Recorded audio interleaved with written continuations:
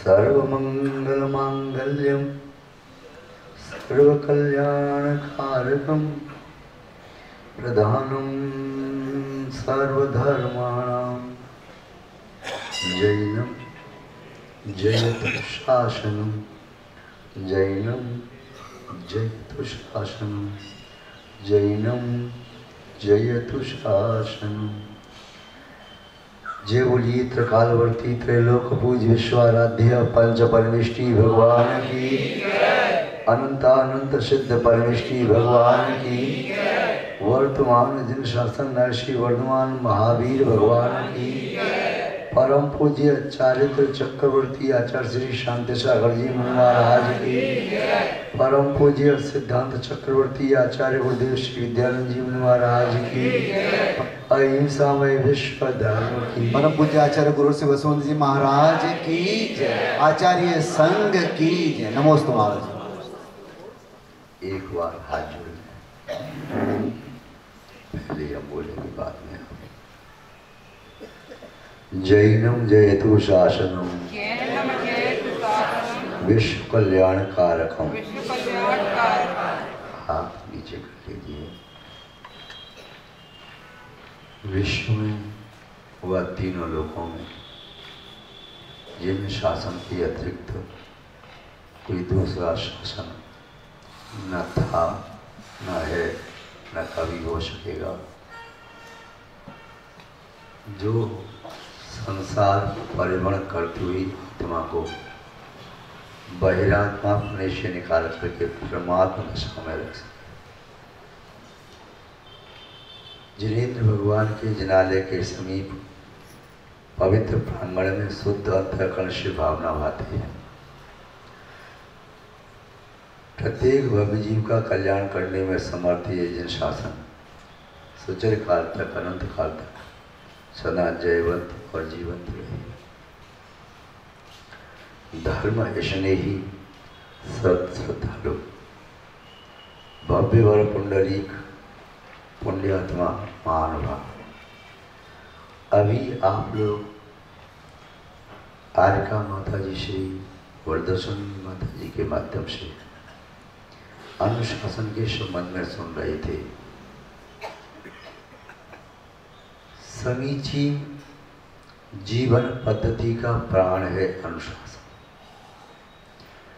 लक्ष्य तक पहुंचने का समीचीन मार्ग है अनुशासन। विवेकशील सभ्य शिष्ट संस्कारवान व्यक्तियों का वाह्य चारित्र्य अनुशासन।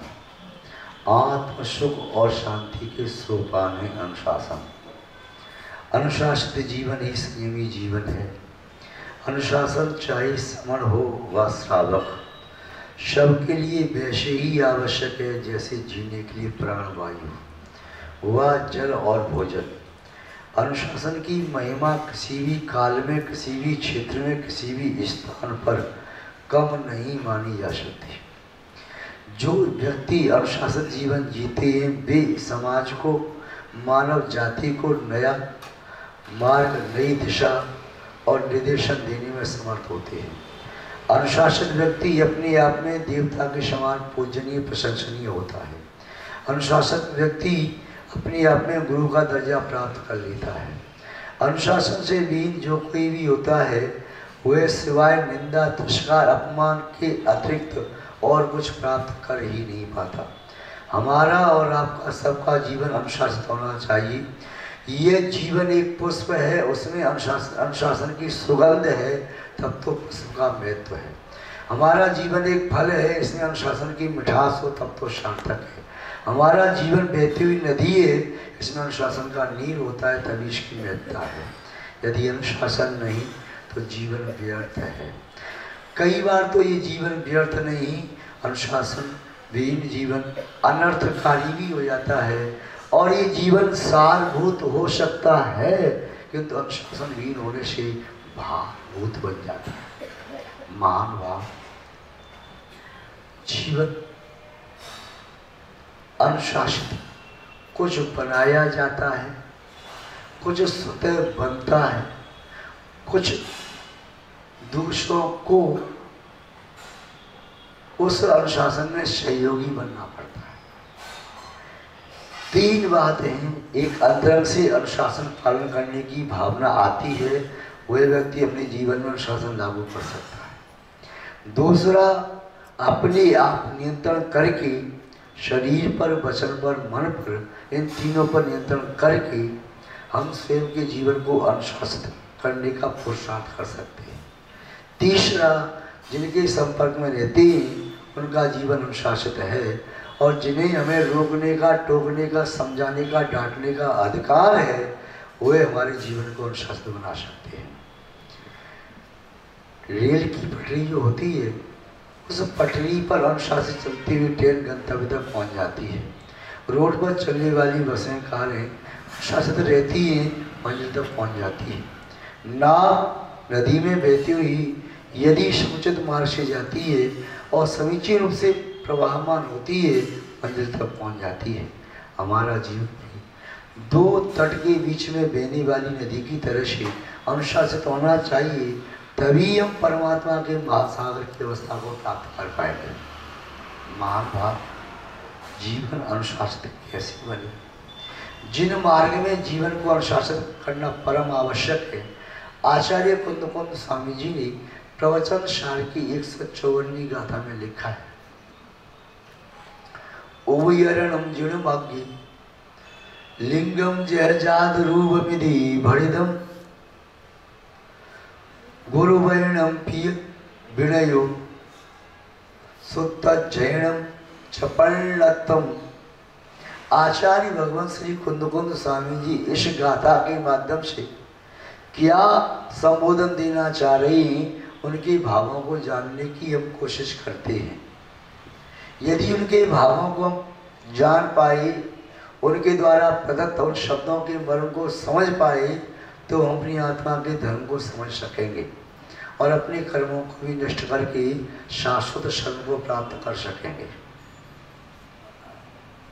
ओभयरणम जिणमाग्गी, जिनेंद्र भगवान के मार्ग में यदि गमन करना चाहते हो, मोक्ष मार्गी बनना चाहते हो, मुमुक्षु बनना चाहते हो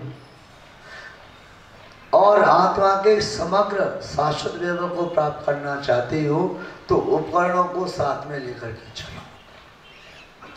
कोई भी कार्य बिना उपकरण के सिद्ध नहीं होता। संसार की जितनी भी क्रियाएं हैं, वे सभी क्रियाएं साधनों से संपन्न होती है और निमित्त नैमित्तिक संबंध है। आत्मा में उपादान शक्ति है परमात्मा बनने की, किंतु आत्मा बिना निमित्त के परमात्मा बन नहीं सकती।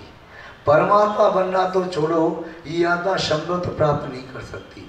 शमनत्व प्राप्त करना छोड़ो, ये आत्मा अपनी कषायों का समन भी नहीं कर सकती। बिना दूसरे के निमित्त के ये पारमार्थिक और लौकिक उपलब्धियों को भी प्राप्त नहीं कर सकती। बिना निमित्त के तो हम एक क्षण का जीवन नहीं जी सकते। हमारे जीवन जीने के लिए आयु प्राण भी आवश्यक है, तो श्वास भी आवश्यक है, जल पान भी आवश्यक है। ये सब निमित्त आवश्यक हैं, तभी हम जीवन जी सकेंगे। तो जिन भगवान के मार्ग में यदि हमारी बढ़ने की आशा है, इच्छा है, वांछा है, अभिलाषा है, तो उपकरणों को साथ में लेके चलो। आँख ये तो उसके पास उपकरण है, ये पलक उपकरण है, और अंदर व्हाइट और ब्लैक गोलक है, ये भी रेटिना की रक्षा करने वाला उपकरण है। कर्ण पटल है, ईयरड्रम होता है, उसके ऊपर ये बार संरचना है, ये उसकी रक्षा करने वाला है। नासिका के अंदर वाल होते हैं, तो नासिका जो तिली के पुष्प की तरह से गंध को ग्रहण करने वाला स्थान है, उसकी रक्षा करने वाले वाल है। ओठ और दांत जिह्वा की रक्षा करने वाले हैं। पूरे शरीर पर जो चमड़ी है, इससे और स्पर्श का ज्ञान करते हैं, रोम आदि के माध्यम से इसका उपकार होता है, रक्षा होती है। इंद्रियों के उपकरण है, एक योगी के उपकरण है। आप कहते हैं संयम का उपकरण पिच्छी, शौच का उपकरण कमंडलू, ज्ञान का उपकरण शास्त्र। उपनेत्र भी समय ज्ञान के उपकरण मान दिए जाते हैं। चटाई पाटा आदि बैठने के लिए उपकरण मान दिए जाते हैं। आप भी कोई काम करते हो तो उपकरण करते। पहली बाल्यावस्था में आपने सांस पढ़ी होगी, उसमें लिखा रहता था आओ इसका पता लगाएं। कोई कार्य सिद्ध किया जाता था, सिद्ध करने के लिए पहले टॉपिक लिख दिया हमें किसकी सिद्धि करनी है, फिर लिखते उपकरण, इसको सिद्ध करने के लिए क्या क्या उपकरण चाहिए, फिर लिखते उसकी विधि, और पूरा लिखने को उपरांत लास्ट निष्कर्ष। तो कोई भी कार्य करने के लिए उपकरणों की आवश्यकता होती है। तो जिन मार्ग में आचार्य भगवान कुंदकोण स्वामी जी ने उपकरण बताए, उभयरणम जिणमग्गी लिंगम जहाजात रूप विधि भरिदम। जिन मार्ग में सबसे पहला उपकरण है यथाजात दिगंबर मुद्रा की प्राप्ति। यदि यथाजात दिगंबर मुद्रा प्राप्त नहीं की तो अन्य अवस्था से मोक्ष की प्राप्ति नहीं है, मोक्ष मार्ग में गमन ही नहीं है। आप कहेंगे महाराज जी तो आपने ज्यादा कह दिया, मोक्ष मार्ग में गमन नहीं है तो क्या दिगंबर साधु ही मोक्ष मार्गी है और कोई मोक्ष मार्गी नहीं है? शाश्वत सत्य तो यही है, मोक्ष मार्गी दिगंबर साधु है। क्योंकि सकल महाव्रत सकल चारित उन्हीं के पास होता है, व्यवहार से भी मोक्ष मार्गी वही है। आरिकाएं उपचार से मोक्ष मार्गी है। देश प्रति प्रतिमाधारी चाहे अलग जी तक क्यों ना हो, चुलम जी वे भी एक देश मोक्ष मार्गी है, मोक्ष मार्गी नहीं। यथाजा दिगंबर संत जब आत्मा में लीन होता है तो वह निश्चय मोक्ष मार्गी है, आत्मा में लीन नहीं तो व्यवहार मोक्ष मार्गी। तो यथाजा दिगंबर अवस्था ये मोक्ष मार्ग का पहला उपकरण है, इसके बिना अन्य कोई उपकरण कार्यकारी नहीं हो सकते। शिकंजी बनाना है तो पहले सबसे पहले जल चाहिए, जल नहीं है तो नींबू और शक्कर शिकंजी नहीं बना पाएंगे। ऐसे ही चाय बनानी है तो सबसे पहले चाय की पत्ती चाहिए, अगले दूध और शक्कर से चाय नहीं बनेगी। ये आपको बेसन के लड्डू बनाने तो सबसे पहले बेसन चाहिए, घी और बुरा रखा हो या पानी भी रखा हो तो बेसन के लड्डू नहीं बनेंगे। ऐसे ही मोक्ष मार्ग में सबसे पहला उपकरण है ताजा दिगंबर अवस्था। इसके लिए आवश्यक है संगीत पंचेंद्रिय की अवस्था प्राप्त करना, मनुष्य अवस्था प्राप्त करना, शरीर की अविकलता होना। यदि अंग उपांग हीना दिखें तो दिगंबर शब्द नहीं बन सकते। यदि गुप्त अंगों में कोई दोष है तो दिगंबर दीक्षा नहीं ले सकते। तो यथाजा दिगंबर दीक्षा की पात्रता जिसमें है वही मोक्ष मार्ग के प्रथम उपकरण को प्राप्त कर सकता है। दूसरा कहा गुरु वर्णम पी विणवो, दिगंबर मुद्रा को तो स्वीकार कर लिया और कथनचित कहें वस्त्रहीन तो और भी जीव हो सकते हैं, किंतु दिगंबर साधु वस्त्रहीन नहीं है, वह वस्त्र आदि का परित्यागी है। पशु पक्षी आदि परित्यागी नहीं है, वो वस्त्रहीन है। वस्त्रहीन और परित्यागी में दोनों में बहुत अंतर है। एक व्यक्ति धन से हीन है, वह गरीब है, निर्धन है, दरिद्री है, उसकी आकांक्षा बहुत है, पाप कर रहा है। और दूसरे व्यक्ति ने अकिंचन व्रत दरिद्र व्रत ले लिया, सभी परिग्रह का त्याग कर दिया, एक मोक्ष मार्गी है, एक संसार मार्गी है। वे निर्धन होकर के परिग्रह में आसक्ति रखता हुआ मूर्छावान होता हुआ नरक आयु का बंद कर सकता है, और आकिंचन भाव के साथ अपनी ब्रह्म स्वरूप आत्मा में लीन होने वाला मोक्ष को प्राप्त कर सकता है। तो यथार्थ दिगंबर अवस्था को प्राप्त करने के उपरांत वैराग्य के समय परिणाम बहुत निर्मल थे। संसार सभी लोगों से अनायास व्यक्ति हुई और फिर व्यस्त जीवन स्वीकार नहीं किया, किंतु अब उसके उपरांत पुनः वैराग्य एक जैसा नहीं रहता, किसी जलाशय में जल थमा हुआ नहीं रहता, हवा चलती है तो पुनः लहरें उठती हैं, डूबती हैं। वैसे ही कर्म का उदय आता है तो मन में विचार कभी शुद्ध और अशुद्ध कैसे आते रहते हैं। फिर क्या करना चाहिए? कई बार साधक भी अपने मन को संभालने में असमर्थ हो जाता है, उसकी संकृष्टता बन जाती है, आर्थ ध्यान भी संभव हो सकता है। गुरु वैणम, यदि गुरु वचनों का संबोधन न मिले तो अच्छे अच्छे तपस्वी भी लुढ़क जाते हैं। गुरु वचनों का संबोधन न मिले तो बड़े बड़े ज्ञानी भी अहंकार में आकर के पतित हो जाते हैं। यदि गुरु वचनों का संबोधन न मिले तो संयम, टिक नहीं पाता, बाहर रखा हुआ कपूर जैसे उड़ जाता है, वैसे बिना गुरु के संबोधन के संयम में सतर्कता आने लगती है। एक साथ व्यक्ति गिरता है तो मालूम चलता है चोट लगती है, एक शरीर उतरता जाता है तो मालूम नहीं चलता मैं उतर रहा हूँ। बच्चे फिसलते हैं ना तो बड़ा आनंद आता है, चढ़ने में कठिनाई होती फिसलने में। तो गुरु वचनों के बिना संयम में स्थिर होना बड़ा कठिन है। इसलिए आचार्य कुंदवन स्वामी कह रहे हैं, हे साधक, यदि तुम्हें अपने परिणामों को संभालना है, मोक्ष मार्ग में स्थिरता रखनी है, तो गुरु वचनों को सदैव ध्यान रखो। हमेशा गुरु वचन नहीं मिलते, परंतु जब मिले उन्हें अपने हृदय की पट्टी पर लिप्यासन पर अंकित कर लीजिए।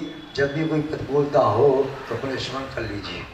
जैसे चंद्रगुप्त जब प्रतिकूलता में फंस जाता तो अपने गुरु वचनों को याद करता कि गुरु महाराज ने क्या कहा, चाणक्य ने क्या कहा कि उस समय क्या करना चाहिए। वचनों का ध्यान करके कई बड़ी बड़ी समस्याओं का समाधान मिल जाता है। पूज्य आचार्य श्री वर्धमान सागर जी महाराज 2-3 बार मिलना हुआ, चर्चा के दौरान उन्होंने बताया अपना अनुभव कि जब भी हम कहीं फंस जाते हैं, अच्छा डिलीमा होता है कि दुविधा में कोई समाधान नहीं निकल रहा, तो बस आँख बंद करके गुरु का ध्यान करो, समाधान निकल के आ जाता है। तो गुरु वचन वास्तव में दुविधा से निकालने वाले हैं और गर्त से, दुरावस्था के गर्त से निकालने वाले हैं। तो गुरु वचन एक आलम्बन है। मोक्ष मार्ग में ये गुरु के वचन उनकी उंगली की तरह से जो पकड़ के ले जाते हैं।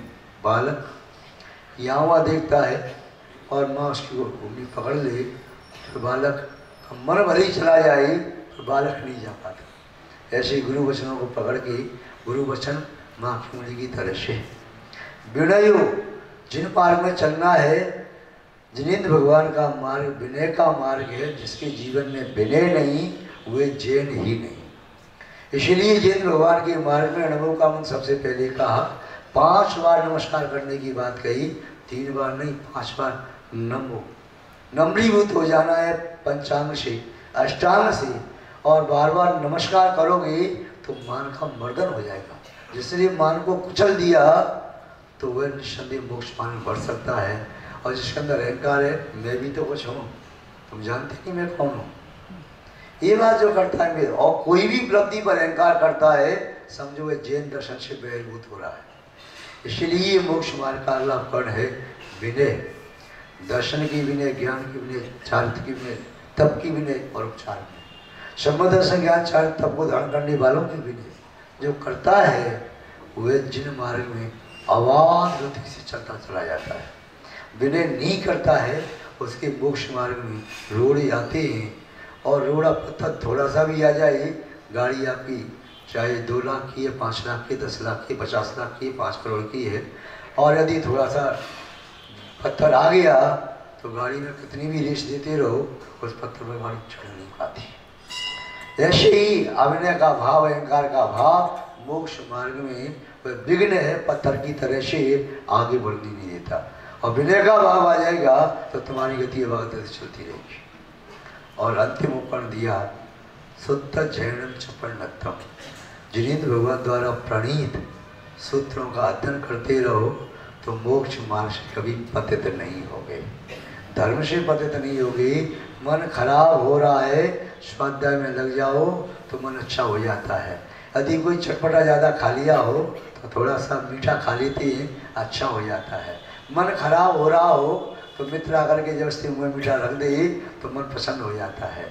ऐसे ही माँ जिनवाणी का अमृत पान जो करता है, दुग्ध पान करता है, क्षीर पान करता है, उसे सब प्रकार की औषधि और पौष्टिक वस्तुएं मिल जाती है।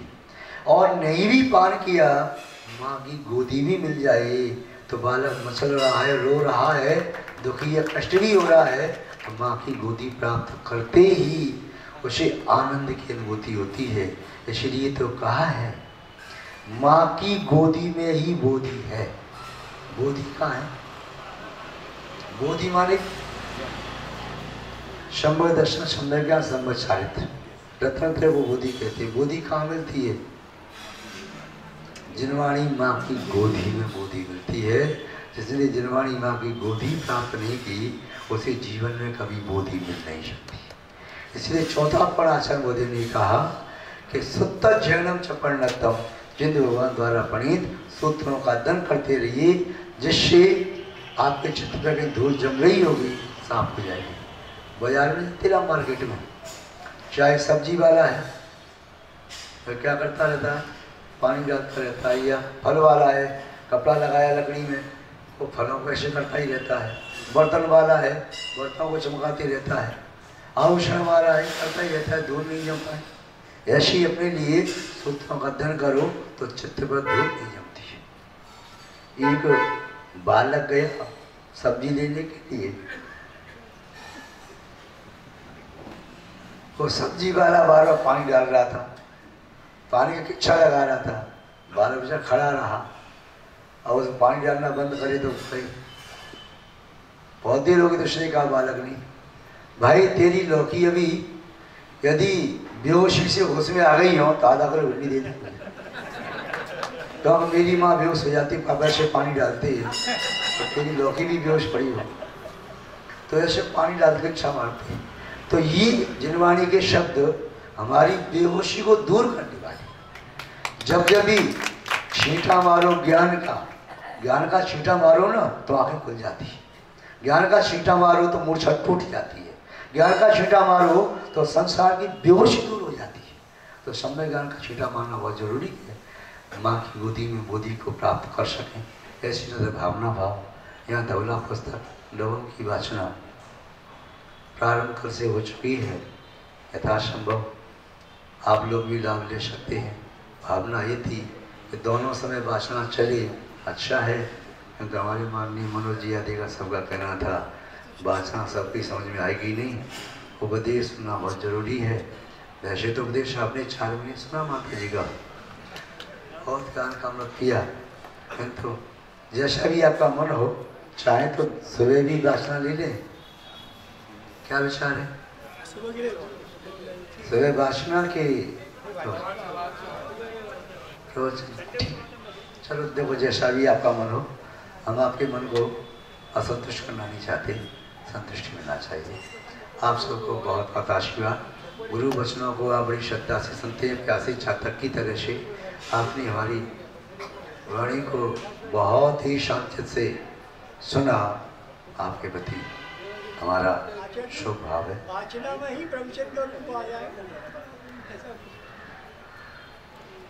और दोनों विषय अलग अलग है। देखो खिचड़ी खाने वाले व्यक्ति को अधिक काजू की बर्फी खिलाएंगे, अभी तो खिचड़ी नहीं बचा पा रहे आप लोग, बकरी के दूध में पानी मिला के देना पड़ता है। तो इसलिए प्रवचन है, वाचना है, उसमें देखो उसी प्रकार की भाषा का प्रयोग करना पड़ेगा। और कक्षा UKG LKG के विद्यार्थियों को और यदि MA की पुस्तकें पढ़ाएंगे तो बहुत मेहनत करनी पड़ेगी। चलो प्रवचन की रहनी तो कोई बात नहीं है। आप सबको बहुत बहुत आशीर्वाद। इसी के साथ शब्द संकल्प हो रहा हूँ। जय बोलिए श्री शांतिनाथ भगवान की जय। परम